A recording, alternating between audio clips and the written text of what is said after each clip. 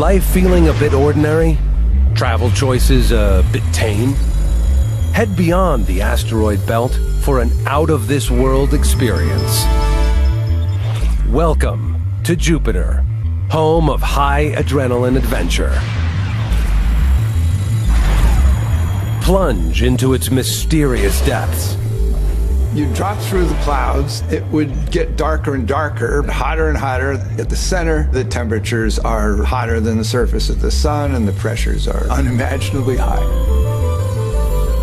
Stormy on the inside and stormy on the outside. I like to watch hurricanes on TV. You know, the Great Red Spot being the biggest hurricane that we know of, and it having been there for 400 years. To see this would be pretty cool. Want more bang for your buck? Thrill seekers should head to Io, Jupiter's exotic moon of fire and brimstone. To see Io just blasting off these huge volcanic plumes covered in glowing volcanoes, it would be a pretty amazing place to see. Escape Io's hot zone with a dive into the ice-covered alien ocean of neighboring Europa. Just the place for a close encounter of the weirdest kind. Is there a reason to go to Europa? You bet. It's a totally unexplored world, and it probably has the highest probability of life off this planet. Choose Jupiter, and a change of scenery is guaranteed. With its 62 alien moons to explore, out here, there is something for everyone. Tempted?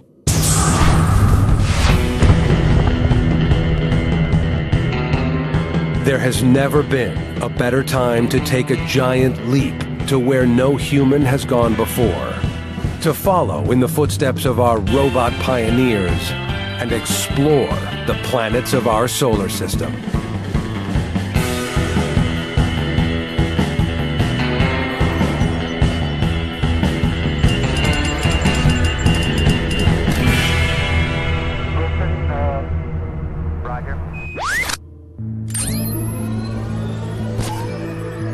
Oh man, that's incredible.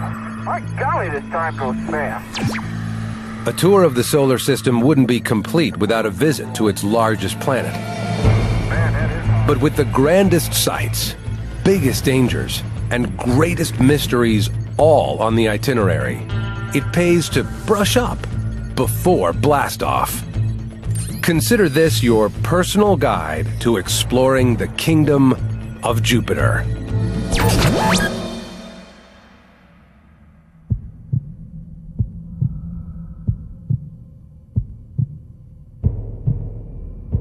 Enter the court of an alien giant.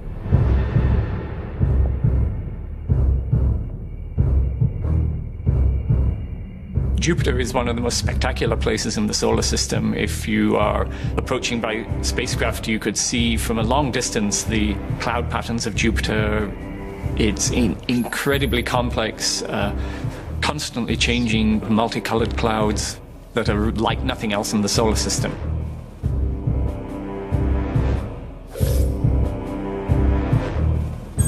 Jupiter takes its name from the Roman king of the gods. Fitting for the brooding and mysterious king of the planets.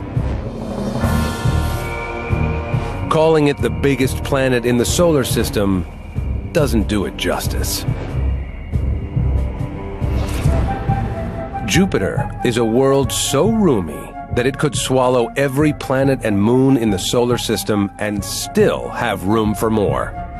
If you move the Earth, you could put it inside the Great Red Spot, which is the largest storm there, and there are several other spots that are about Earth size. So everything on Jupiter is big. You can fit 1,000 Earths inside Jupiter. It's huge, and yet it's quite underdense. It's made of almost entirely hydrogen and helium.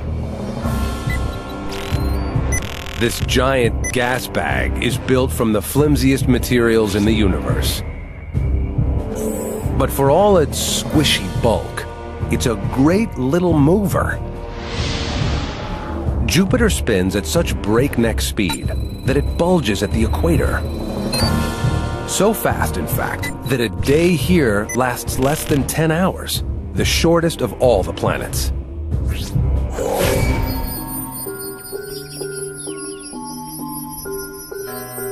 Our gaze was first drawn to the attractions of Jupiter 400 Earth years ago, when Italian astronomer Galileo pointed his telescope toward the planet on January 7, 1610. His curious novelty quickly became one of the most powerful scientific instruments of all time, and turned our world on its head. What he saw for the first time was that Jupiter had 4 moons, and he could see those 4 moons were going around the planet. And this is what really first told him that the Earth couldn't possibly be the center. Here were objects going around something other than the Earth. It was a revelation. Io, Europa, Callisto, and Ganymede. Were these worlds like our own, circling a distant master?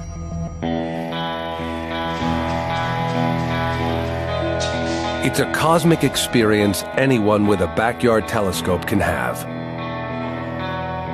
Point at Jupiter and you'll see for yourself.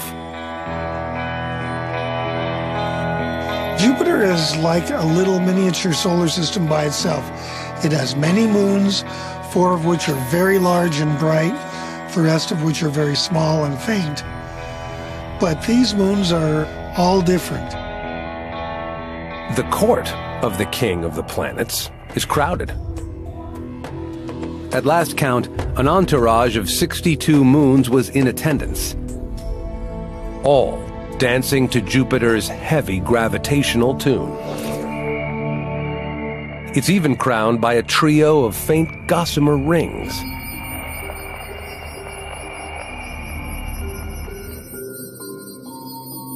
Jupiter is a planet that knows how to exert its influence on the solar system, and how to impress even the seasoned traveler.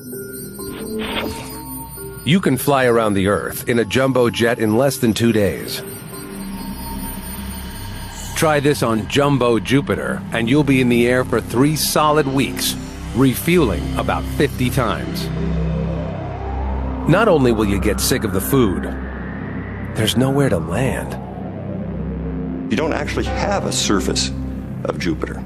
You shine a big, strong radar pulse at Jupiter, and what you get back is 4 tiny blips. You see the moons of Jupiter just fine. In fact, we can study them by radar. Jupiter isn't there. It's like a stealth planet. If you had radar eyes, you'd wonder what these things were circling. I'll get down into your work.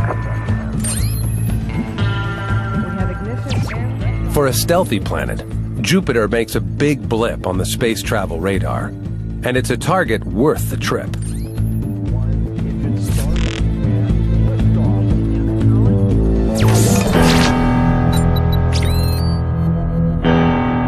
The best way to test fly a trip to Jupiter is to retrace the extraordinary journey of the only spacecraft to orbit it. We have ignition and liftoff of Atlantis, the Galileo spacecraft bound for Jupiter. Launched by shuttle, the Galileo spacecraft left Earth in 1989 for an odyssey that lasted 14 years. The first 3 were spent simply trying to leave the neighborhood with enough speed to go the distance. 3 times farther than Mars, about 500 million miles, the road to Jupiter is a long one, with a few bumps along the way. Asteroids! You are there as they brave the staggering showers. Halfway there, you bump into the asteroid belt. It's not like in the movies where you're dodging asteroids at every second. It's the space is very big and the asteroids are a long distance apart, so you could travel through it quite safely. With 250 million miles still to go, you've already entered Jupiter's sphere of gravitational influence. The presence of Jupiter probably stopped a large planet from forming in that region, and a lot of leftover junk from the origin of the solar system has persisted to the present day. The next thing you run into you can't avoid: the leading edge of Jupiter's magnetosphere. It's invisible, but the sound is like a signpost. It's like you hit something. So you're do-do-do-do-do, and then bam! And so, oh, now we're in the Jupiter system. Want to explore further? Be warned. You have just crossed the threshold into the most hazardous piece of space real estate in the solar system. At Jupiter's magnetosphere, there's almost nothing that can protect you. That's a kind of a don't enter this zone at any costs. And if you do, you better be prepared to pay in terms of your electronics. You know, you are toast. Step inside Jupiter's raging magnetic field, and you enter a radiation hot zone of staggering intensity, where incoming charged particles from the sun are whipped into a relativistic frenzy. Buffeted by the solar wind, the magnetic maelstrom streams back almost as far as the orbit of Saturn. The magnetosphere of Jupiter, the largest thing in the solar system, if it were visible from the Earth, it would be the size of the full moon in the sky. This was like a magnet to NASA, setting off for deep space for the first time in the early 1970s. The Pioneer missions were initially designed to fly the first few test instruments into the environment, sample how bad the radiation was, and oh, by the way, let's kind of throw a camera on there. Maybe we can get 2 or 3 pictures along the way. It's almost like putting your toe in the water. The water proved deep and deadly. But despite faltering instruments and fuzzy photos, the Pioneer flybys paved the way for the missions that followed. What Pioneer told us was that Jupiter's radiation belts were even more intense than we had anticipated. And that meant that our next mission, Voyager, suddenly went into rework real fast to put more shielding on board. Shields up, Captain, because we knew we were going to be getting a lot of radiation dose. When the space-hardened Voyagers 1 and 2 flew past in 1979, on their way to the outer solar system, Jupiter's great mysteries only deepened.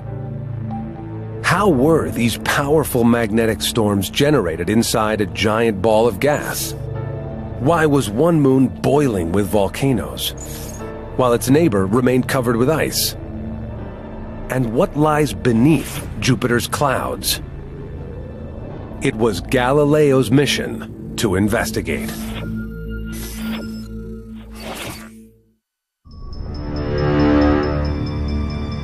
Approaching Jupiter in 1995, 6 years after launch, Galileo began to send postcards that widened our eyes to the wonders of the Jovian system. As you get closer, you start to see the 4 big moons of Jupiter, Io, Europa, Ganymede, and Callisto, which immediately are apparently very different from each other. Io is quite strongly yellow in color. Callisto is very dark. Europa is very bright. They have markings on them that are very distinctive, so you never mistake one of them for another. And there's no mistaking the star of the show. The cloudy face of Jupiter is the most colorful and hypnotic in the solar system. Engines beginning throttling down now. Packing for a giant ball of weather? It's quite a mix.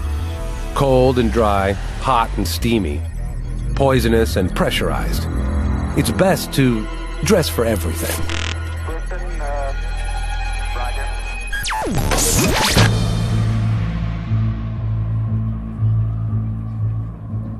I'm a weatherman. I like weather at all altitudes, from hurricanes near the ground to the weather of the top of the atmosphere. Jupiter is a weatherman's dream. Furious jet streams blow alternating bands of clouds in opposite directions at speeds of over 300 miles per hour.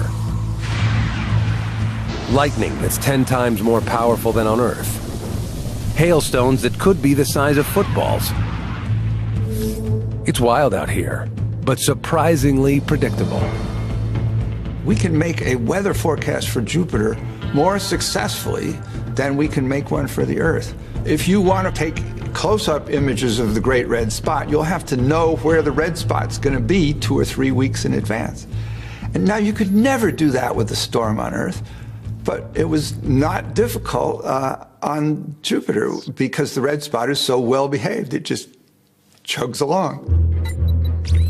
Jupiter's famous red beauty spot had been a puzzle ever since it was discovered in 1664. This seemingly perpetual storm is more like a giant eddy, caught between rivers of cloud, than a hurricane. If you were floating in a balloon, the center of the red spot might be rather calm, but you'd be going fast. Your balloon would be going faster than hurricane winds, but it might be a smooth ride. This storm is a sight to behold, towering 5 miles into the sky. But why the color? One of the most embarrassing questions that any school child can ask an astronomer is why is the red spot red? Things like sulfur compounds like phosphorus in small quantities can do that. But if the truth be told, understanding the colors of Jupiter, which were one of the first things noted by astronomers a couple of hundred years ago, still eludes us in terms of a detailed explanation. The other unsolved puzzle, since the Voyagers beamed back the first weather reports, is why there is a red spot at all. We sort of expected, as we got close, things would be rather quiet, because how could a storm last for 300 years? But in fact, it was more turbulent, and that raised a mystery. How can a storm last for so long? Hamid Calais grapples with this part of the problem in a very down-to-earth way, blowing miniature Jupiter bubbles in his lab in Bordeaux. The big mystery is its persistence. It's rotating at a certain rate, and this movement is over thousands and thousands of kilometers. I mean, the red spot is huge. You can put 2 to 3 Earths in. So everything is telling us that things like this should be just annihilated by the turbulent flow around them.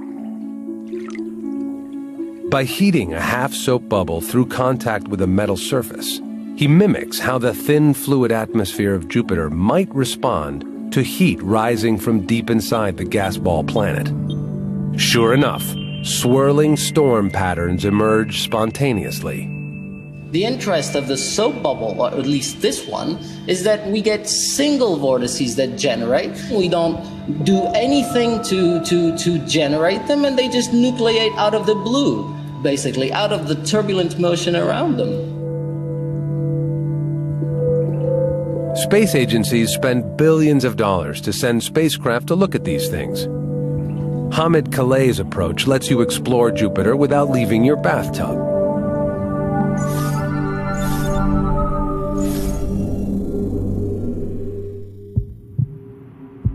There's only so much, though, you can resolve from a safe distance.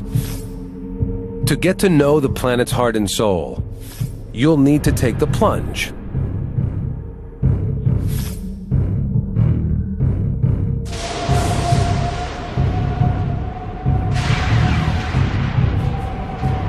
Picture a suicide dive into the mysterious depths?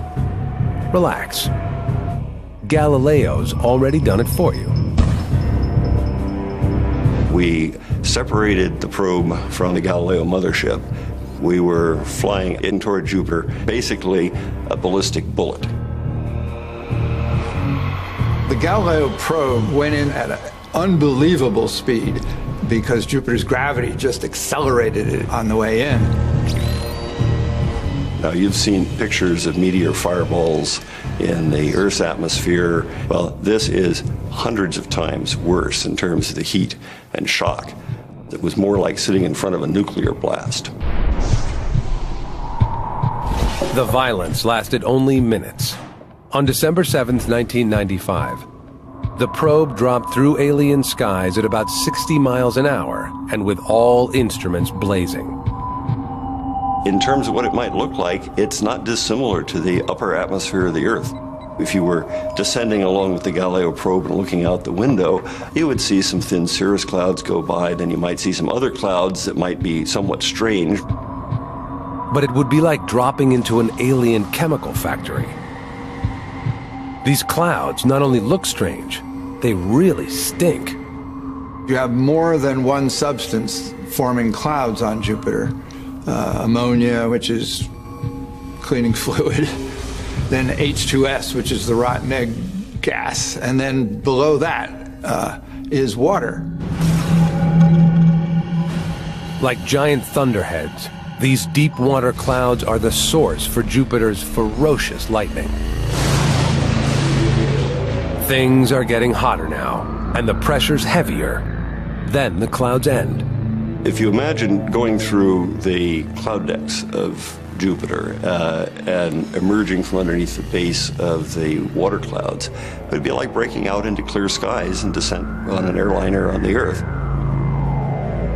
This could be the most terrifying sight in the solar system. Clear skies above a bottomless pit, an infernal drop into the depths of Jupiter's endless sky. You may have raindrops evaporating into the hot interior of Jupiter, but there's no ocean down there. There's nothing but just more hot atmosphere. Transmission was lost about 100 miles below the cloud tops.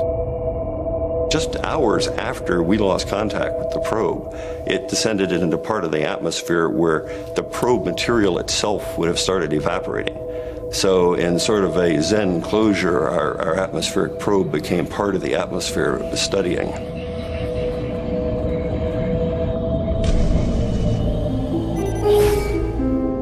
Heroic as the descent was, the probe penetrated only the outermost onion skin of Jupiter. Peel back the layers that Galileo couldn't reach, and the mysteries deepen.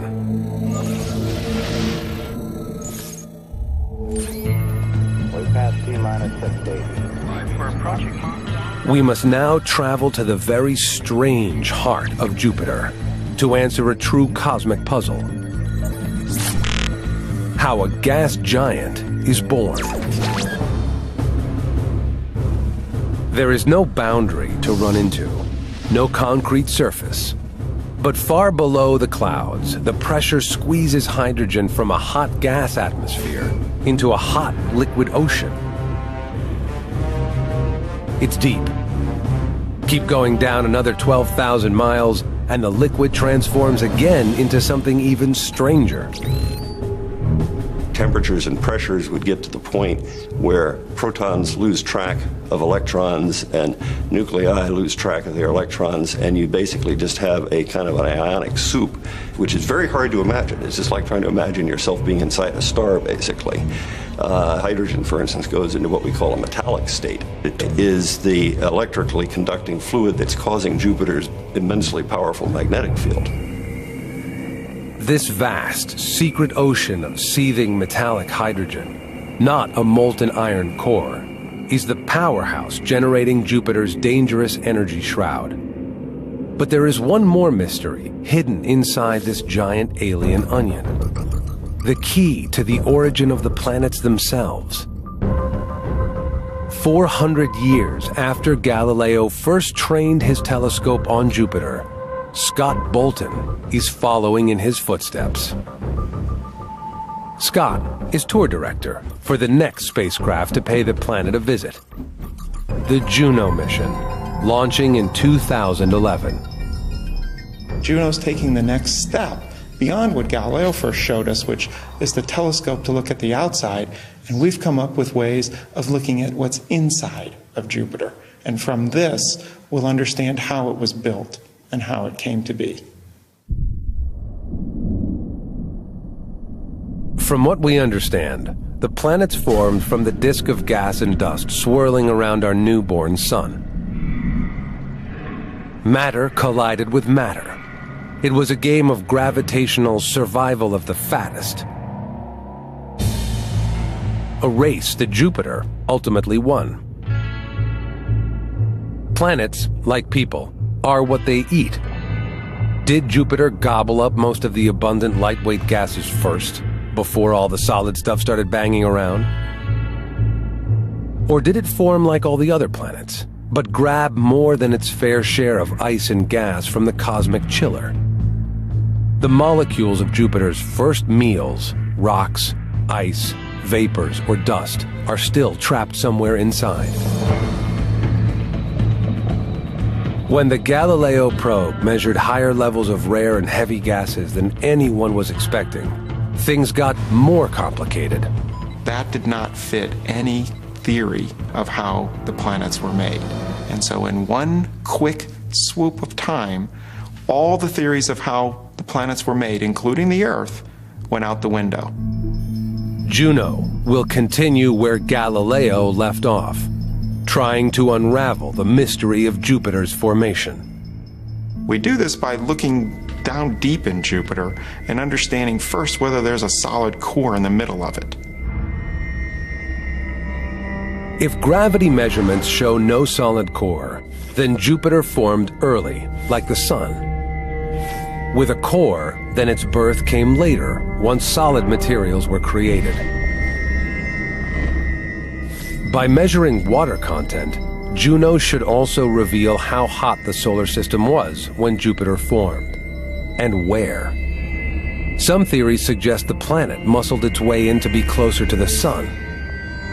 With gas giants like Jupiter being discovered now all over the galaxy, resolving the puzzle of its origin is taking on a whole new significance. Go ahead, throttle up, Capcom. Arriving at Jupiter and looking for somewhere to land? A moon with a view, perhaps. Choose carefully from the 62 solid surfaces on hand. Some destinations out here are red hot. Status booster, go.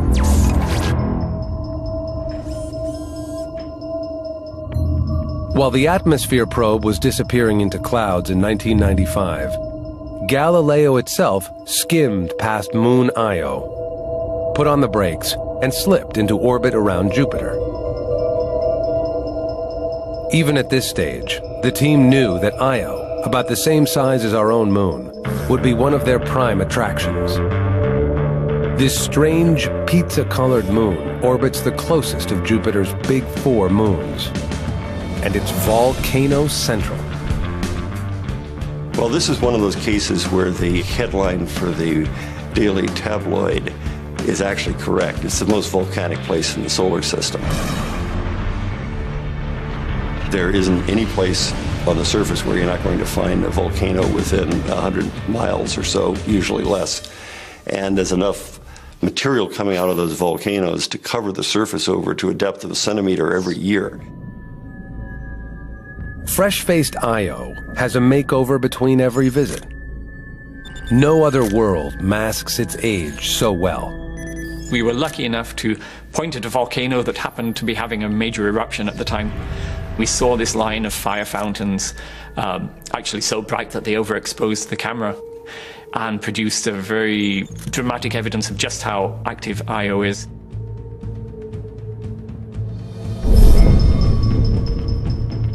Take a night flight, like Galileo's, over the surface of Io, and the view down to the churning lava lakes would be unforgettable.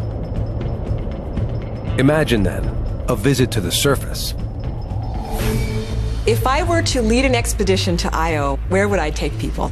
I would go up to the hot lava, and I would climb mountains, and I would look at Jupiter on the horizon, and it would be a lot of fun.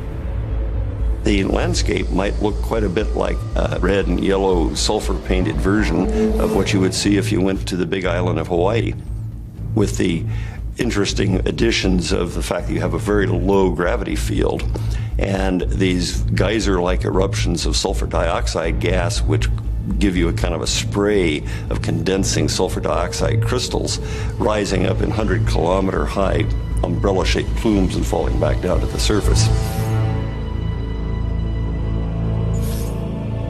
Giant plumes, a snowfall of sulfur, fire fountains of lava, some even hotter than lava on Earth. Just why is Io cooking inside? The reason for Io's tremendous volcanic activity is energy that's being pumped into it from the tides raised by Jupiter. I'm not talking about liquid tides like out here in the ocean. I'm talking about the whole body of Io is being squeezed by tidal forces. So every day, the surface of Io at the equator, when it's closest to Jupiter, will be maybe 100 meters higher than it is when it's furthest from Jupiter. That's an awful lot of squeezing and pushing. Io is like warm putty in Jupiter's gravitational hand. Go. Guidance. It used to be thought that the chance of meeting alien life on the planets beyond Mars dropped close to absolute zero, much like the temperature. But that was before we knew where to look.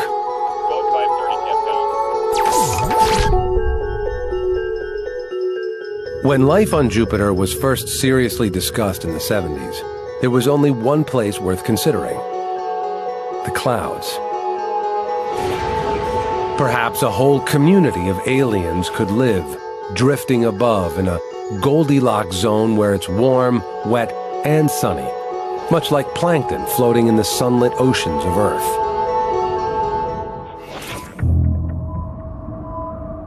Always a long shot, the probe killed this idea when it found no evidence of complex organic molecules in the atmosphere.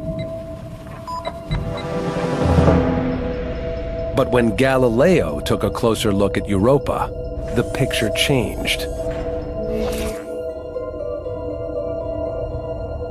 Europa is a fascinating object. If you imagine descending onto a world that looks every place like the frozen wastes of the Arctic or the Antarctic, you get a pretty good impression of what's going on. It's very, very bright because the ice is very reflective and broken up in places where it looks like you have basically ice rafts on the surface. It would be like flying over a moon-sized ice field, basically. And landing on the surface, you would not see any large mountains. You would see crisscrossing ridges that would look like killer ski slopes every place. Killer ski slopes with pale pink stripes, and all with the icy surface at a very cool 260 degrees Fahrenheit below zero. So if the ice is so cold, is it like just really, really hard? Like yeah. It acts just like rock. So it's as hard as rock at the surface of Europa. No doubt, the first person to return from the ski slopes of Europa will have some pretty tall stories to tell. Europa specialist, NASA's Bob Pappalardo, would like to be one of them. Oh, I'd love to get down to the surface of Europa. To walk around that surface, it would probably kind of crunch under your boot. It's a very bizarre place and really stretches our minds to think about what's possible in an ice world that's orbiting a giant planet like Jupiter. Europa itself is stretched by the gravitational strain of being locked in an orbit with Io and Ganymede around its giant host. Every Europan day, as it orbits Jupiter, the stresses rotate around. And if a crack forms moving at just the right speed across Europa's surface, about the speed a person can walk, it would follow a curved path and explain the pattern that we see on the surface. You'd be able to hear the cracking, probably, of Europa's ice shell. You couldn't hear that if your head were in space, but as soon as you put your head to the ice, you'd probably hear Europa creaking like a boat. The processes that heat Io are operating on Europa as well, but on a less dramatic scale. And so there's constant changes in Jupiter's gravitational pull that are distorting the surface, and that's generating heat in the interior. This is a clue to Europa's biggest secret. Its frozen icy shell floats above a vast hidden ocean of salty water, warmed by Jupiter's intense tidal embrace. The ocean of Europa is thought to be over 60 miles deep, deeper than any on Earth. If so, there is more water hidden on Europa than on our own blue planet. And with water comes the possibility of life. The This sounds like a place where life might exist. It's protected from the radiation environment underneath all of the ice, and it's sort of the same sort of temperatures and pressures as we have in Earth's oceans. I have friends in the oceanographic community that want to get wet right now. It says, drill me a hole, I can get a robotic submersible down there.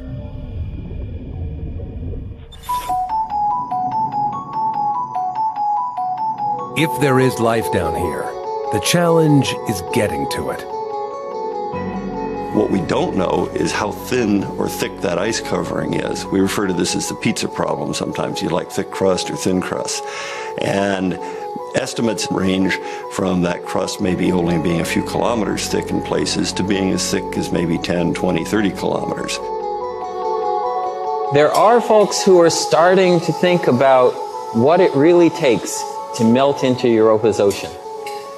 What kind of autonomous vehicle could make its way through ice and then swim around that ocean, find interesting things, and report that back to the surface, and then beam it back to Earth?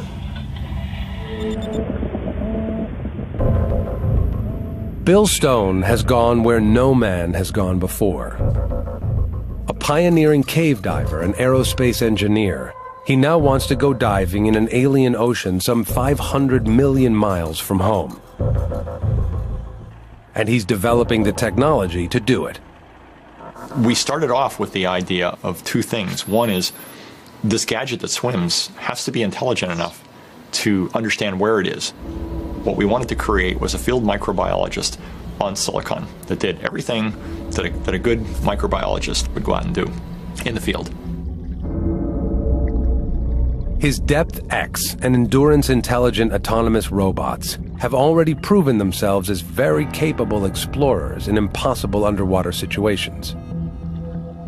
Mapping deep subterranean caverns in Mexico, and now exploring deep below ice-covered lakes in Antarctica. As these robot submarines accomplish great missions, the possibility of one day melting our way into Europa's deep ocean is moving from fiction toward fact. Let's just imagine that we're on a little spacecraft with the capability to melt through the ice. We push down, boom, plowing through the ice. We hit the water. That may be an interesting zone, right there at the interface between the water and the ice. When we look around, what we might see is a community of organisms that are growing on energy that's coming through the ice, oxidants, maybe even oxygen, produced by sunlight on the surface of the ice being mixed through the ice, reacting with the water, and at that interface, energy is being released. Organisms are consuming that energy. Okay, that's cool. We can go deeper down to the bottom of the ocean. There we see maybe hot hydrothermal vents, deep sea vents like we see on Earth, where tidal energy, which is being caused by Jupiter's gravitational pull, is pumping hot fluids through the crust. That's what we'd be hoping to find.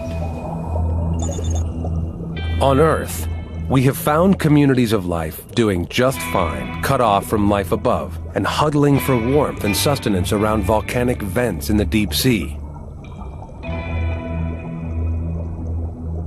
This is what makes Europa so appealing. There should be warm, salty water interacting directly with a hot, rocky seafloor. Life is like a little battery. It runs off a chemical reaction.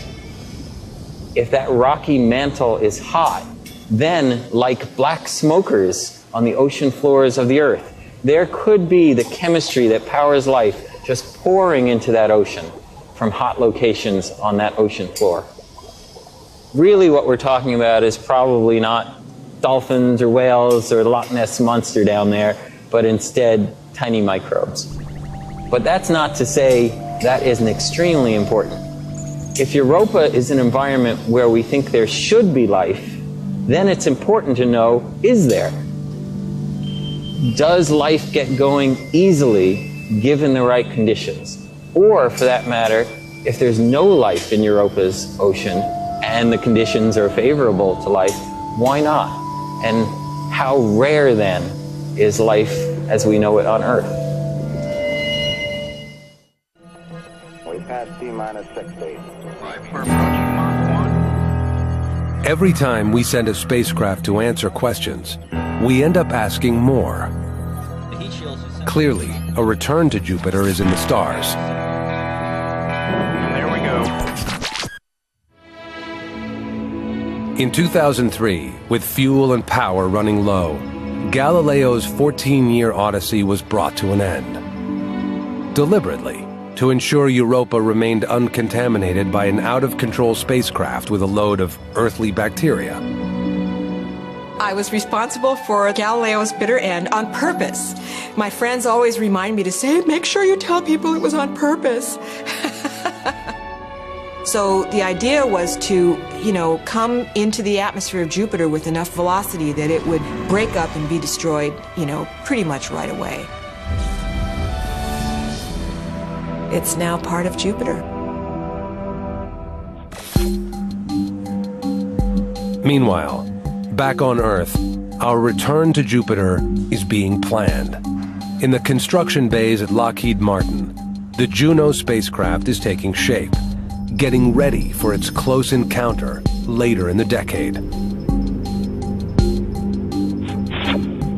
And looking ahead, NASA and the European Space Agency are joining forces to send 2 spacecraft, one each, to orbit Ganymede and Europa. So we launch in 2020 and we arrive in 2026. This essential detailed reconnaissance will set the stage for the ultimate goal of exploring an alien ocean by robot submarine.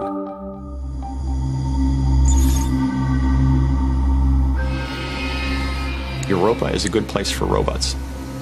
Why? Number one, it's a heck of a long ways away. Our propulsion systems are not ready for it to deliver people there. And second, the radiation environment on the surface of that moon is dangerous as hell. 5 minutes exposure to an unshielded human and you've received a lethal REM dose. So you don't want to put people on Europa, but we can definitely put robots there. And is there a reason to go? You bet, right? It's a totally unexplored world, and it probably has the highest probability of life off this planet. One day, we might develop the magnetic field technology necessary to keep a human alive within Jupiter's radiation environment.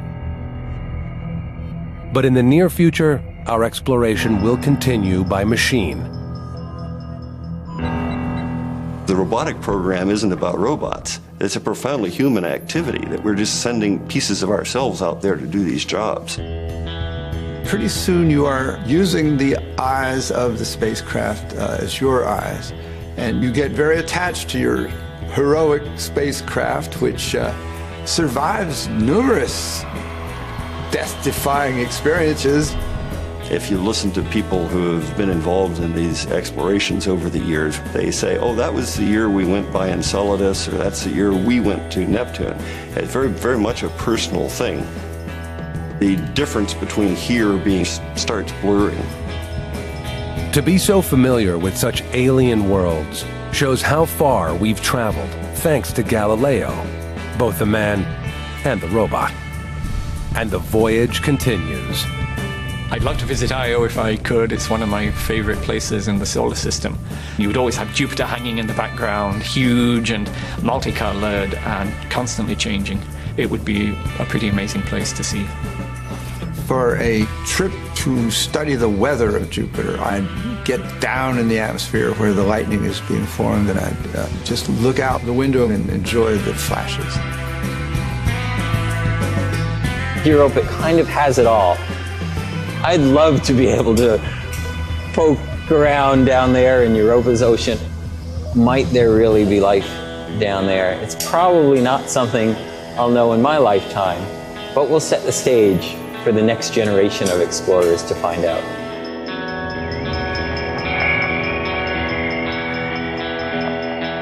However we reach across the ocean of space, the kingdom of Jupiter has a lot to offer a visitor from Earth. It's far out and far away, and tempting us to visit.